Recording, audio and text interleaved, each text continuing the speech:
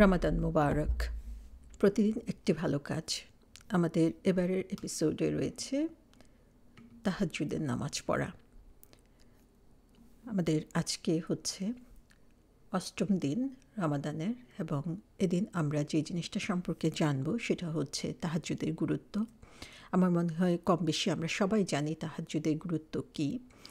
কোরআনের দিকে আমরা যদি তাকাই তাহলে দেখব সেখানে সূরা মুজাম্মিলের ২০ নম্বর আয়াত, সেখানে বলা হয়েছে, আপনার পালনকর্তা জানেন আপনি ইবাদতের জন্য দণ্ডায়মান হন রাত্রির প্রায় ২/৩, অর্ধাংশ ও তৃতীয়াংশ। তাহলে আমরা দেখি যে সূরা মুজাম্মিল হচ্ছে একদম প্রথম দিকের একটি সূরা, এবং সেখানেই বলা হচ্ছে যে রাসূল সাল্লাল্লাহু আলাইহি সাল্লাম সূরার প্রথমেই রাসূল সাল্লাল্লাহু আলাইহি সাল্লামকে নির্দেশ দেওয়া হয়েছে তিনি যাতে রাতের কিছু অংশে আল্লাহর ইবাদতে মশগুল হন।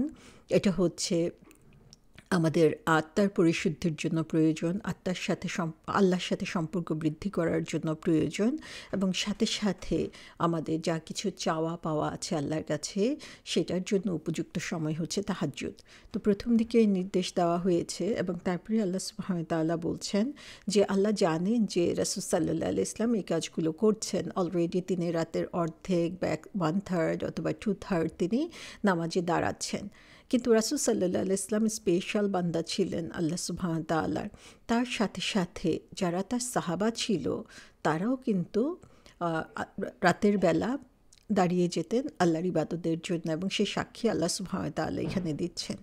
এই যে রাতে দাঁড়ানো, রাতে দাঁড়িয়ে নামাজ পড়া, সেটাকেই বলা হচ্ছে তাহাজ্জুদের নামাজ। ইমাম শাফি রহমতুল্লাহ আলাইহি একটা কথা বলেছেন, যে কথাটা আমার খুবই পছন্দের। সেটা হচ্ছে যে তাহাজ্জুদের নামাজে যে দোয়া করা হয় সেটা হচ্ছে একটা তীরের মতো, যেটা হচ্ছে কখনো তার টার্গেট মিস করে না। অর্থাৎ যেই দোয়াটা করা হবে সেটা অবশ্যই অ্যাকসেপ্টেড হয়ে যাবে।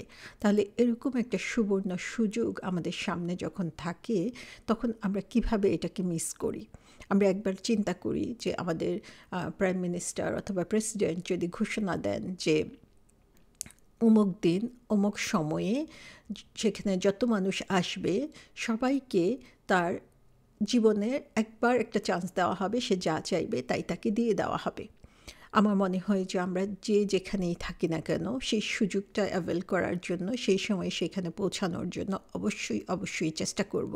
কারণ জীবনে একটা সুযোগ, এই সুযোগটা আমরা কখনো মিস করব না।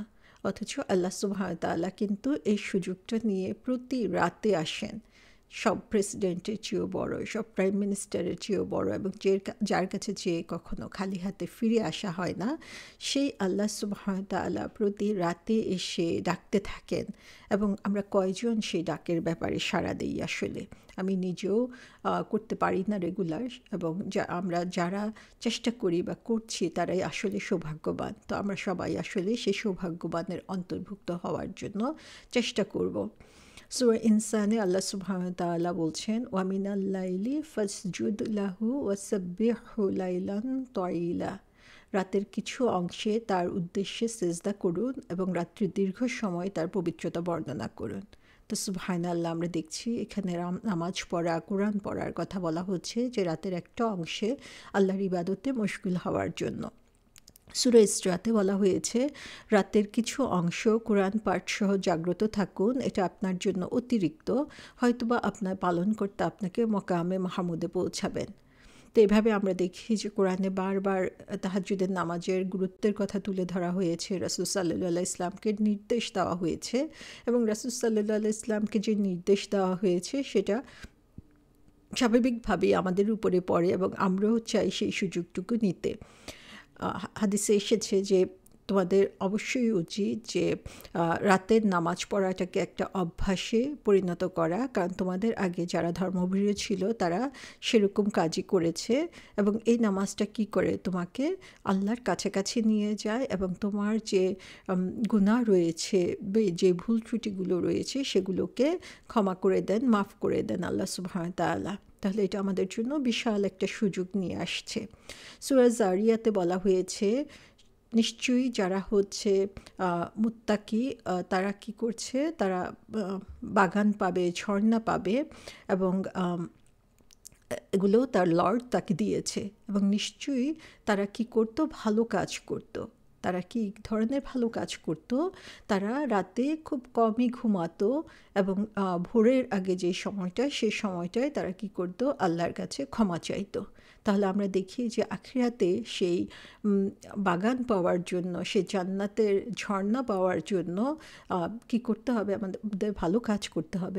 এর মধ্যে উল্লেখযোগ্য যে ভালো কাজটা এখানে বলা হচ্ছে, সেটা হচ্ছে রাতে কিছু সময় জেগে আল্লাহর ইবাদত করা এবং ভোরের আগে দিয়ে আল্লাহর কাছে ক্ষমা চাওয়া। তো সেই সময়টাই হচ্ছে তাহাজ্জুদের জন্য পারফেক্ট সময়। যদি অন্য সময়ও তাহাজ্জুদ পড়লে হবে, কিন্তু সেই সময় আল্লাহ সুবহানাহু ওয়া তাআলা বিশেষভাবে বান্দার কাছাকাছি চলে আসেন। সেটা বুখারী এবং মুসলিম শরীফে বলা হয়েছে যে প্রত্যেক রাতে আল্লাহ সুবহানাহু ওয়া তাআলা নিচের আসমানে নেমে আসেন লাস্ট 1/3 অফ দ্য নাইটে, রাতের 1/3 এবং তিনি বলতে থাকেন, কে আছো আমাকে ডাকার, আমি তার ডাকে সাড়া দিব। কে আছো আমার কাছে কিছু চাইবে, আমি তার চাওয়া পূরণ করব। এবং কে আছো আমার কাছে ক্ষমা চাইবে, আমি তাকে ক্ষমা করে দিব। তো সুবহানাল্লাহ, দেখেন যে এখানে আল্লাহ বলছেন যে কে আমাকে ডাকে, আমি তার সেই ডাকে সাড়া দিব। কে আছে আমার কাছে কিছু চাইবে, আমি তা পূরণ করে দিব। কে আছে আমার কাছে ক্ষমা চাইবে, আমি তাকে ক্ষমা করে দিব। তাহলে আল্লাহর নাম নিয়ে এখানে আমরা দোয়া করার একটা সুন্নাহ কিন্তু দেখতে পাচ্ছি। প্রথমে আল্লাহকে আল্লাহর নাম নিয়ে ডাকতে হবে। আমরা যত আল্লাহকে ডাকবো, আল্লাহ তত আমাদের ডাকে সাড়া দিবেন। তারপরে আমাদেরকে আল্লাহর কাছে চাইতে হবে এবং আল্লাহর কাছে আমাদের বেশি বেশি করে ক্ষমা চাইতে হবে। তো এই সবগুলো পার্টি কিন্তু একটা দোয়ার মধ্যে এসে যায় এবং আল্লাহ চান প্রতি রাতে তিনি কাছে এসে আমাদের কাছে চাইতে থাকেন যে কে আছে এমন সে আল্লাহর কাছে এভাবে চাইবে। আমরা হচ্ছে এমন বেহুশ বান্দা, দেখা যায় আল্লাহ সুবহানাহু ওয়া তাআলা তাকিয়ে আছেন দুনিয়ার পানে, তার কোন বান্দা এই সময় জেগে ওঠে, আর আমরা সেই সময় নিশ্চিন্তে ঘুমাতে থাকি। আল্লাহ আমাদের সবাইকে সেই উত্তম বান্দা হওয়ার তৌফিক দিন, যারা হচ্ছে তাহাজ্জুদের নামাজ রেগুলার যদি পড়তে নাও পারি, প্রতি রাতেও যদি পড়তে না পারি, অ্যাটলিস্ট সপ্তাহে একবার, মাসে একবার আমরা যদি চেষ্টা করি, তাহলে আস্তে আস্তে সেটা আমাদের অভ্যাসে পরিণত করতে পারবো।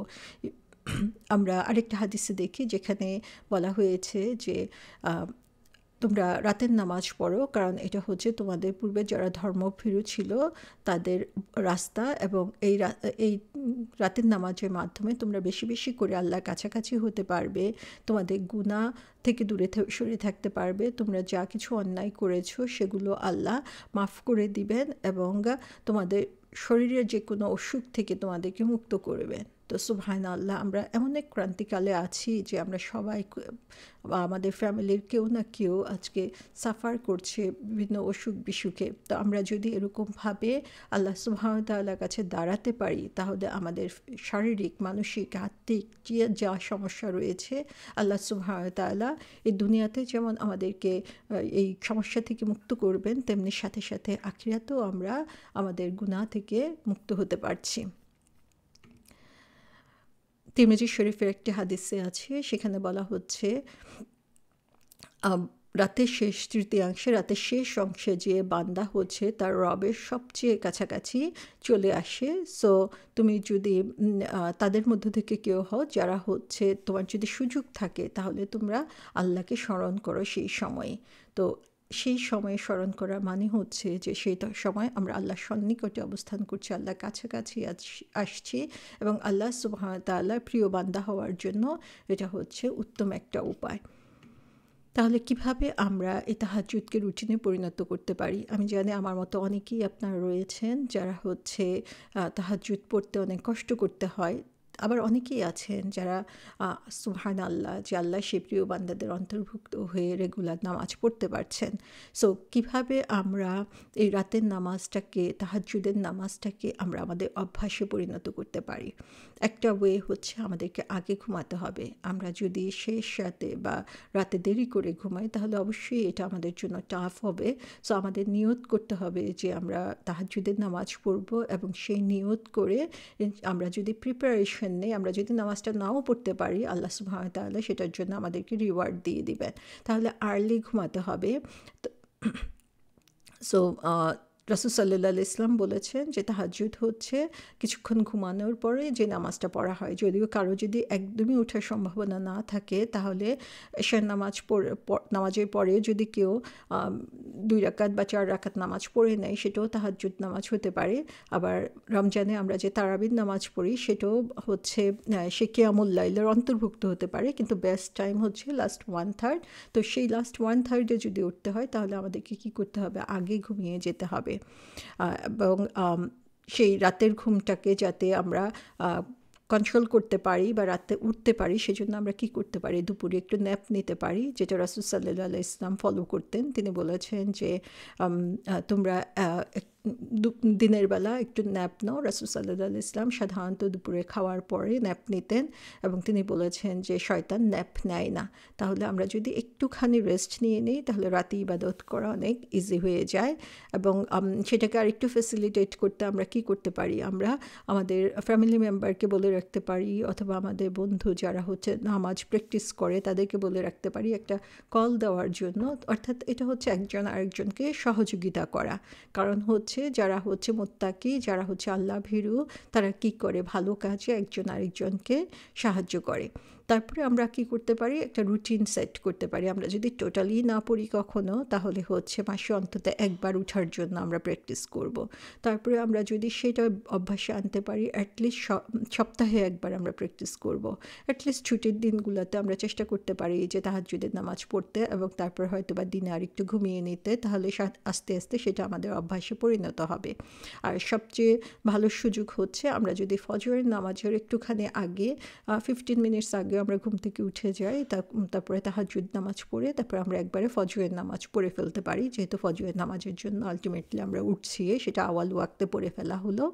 আর রমাদানের হচ্ছে এটা আমাদের জন্য বিশেষ একটা সময়, যে সময়ে সেহরির আগে আমরা কিছুটা সময় আমরা নির্ধারিত রাখতে পারি যে সেহরির জন্য যখন উঠি তার 15 মিনিটস আগেও যদি আমরা উঠি, আমরা 2 রাকাত হলেও তাহাজ্জুদের নামাজ পড়ে ফেলতে পারি।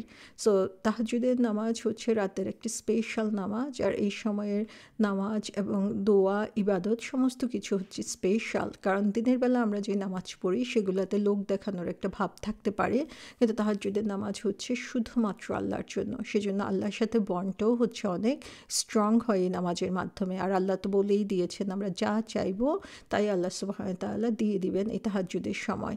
তাহলে কারো যদি কোনো ব্যাপারে কষ্ট থাকে, কোনো কিছু চাওয়ার থাকে, আর সে তাহাজ্জুদের জন্য না উঠে, তাহলে বোঝা যাবে যে সে আসলে তার প্রয়োজনীয়তাটা সেভাবে সে ফিল করতে পারছে না।